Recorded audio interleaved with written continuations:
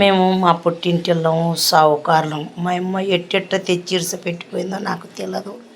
పెళ్ళైనాక 10 ఏళ్ళకు 20 ఏళ్ళకు తెల్లెలు కావాలంటే తెల్లెలు, చెమ్ములు కావాలంటే చెమ్ములు, గిన్నెలు కావాలంటే గిన్నెలు, టిఫిన్లు అన్నీ తెచ్చుకుంటున్నాం. మేమైతే దండిగంటే సామాను. ఏం చేస్తావమ్మా ఇంత సామాను అని.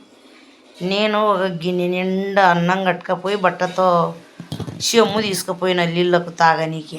అది అన్నం తిన్నాక మా చేను గుత్తలకు వేసుకుంటుంటే అల్లూరులో అది ఇంకా అన్నీ పెట్టి వచ్చిన, మర్చిపోయి వచ్చినాను. అది చేను పక్కల ఆజీ చేనులలో తీసుకుపోయినారు చెమ్ము గిన్నె. ఇంకా నేను మళ్ళీ 2 రోజులు ఉన్నాక చేనుకు పోయి చూసిన, గిన్నె చెమ్ము ఉండాలి కదా అని చూస్తే లేదు, చేనుల్లో ఎత్తుకులనే లేదు. దాంట్లో పేరు మా నాయన పేరు ఉంది, పొట్టి శ్రీరాముడు అని.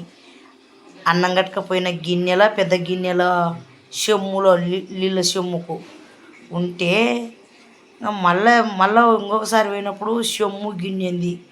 నా చెమ్ము గిన్నె నాకుంది గట్టిది, మళ్ళీ తెచ్చి పెట్టినారు వాళ్ళు చేను పక్కలని. తెచ్చి ఇంట్లో ఎగబెట్టినా. ఇంట్లో ఎగబెట్టి అమ్మ మెత్తబడింది కదా, అప్పుడు అమ్మకు ఆ గిన్నెల బువ్వ ఆ చెమ్ములో నీళ్ళు పెడతాను.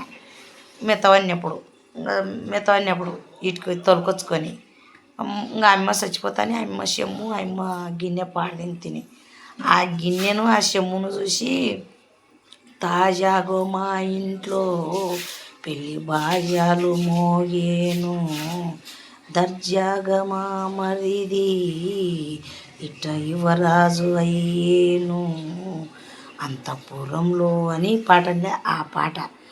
ఆ పాట తీసినారు, ఆ సినిమా తీసినారు అన్నమాట.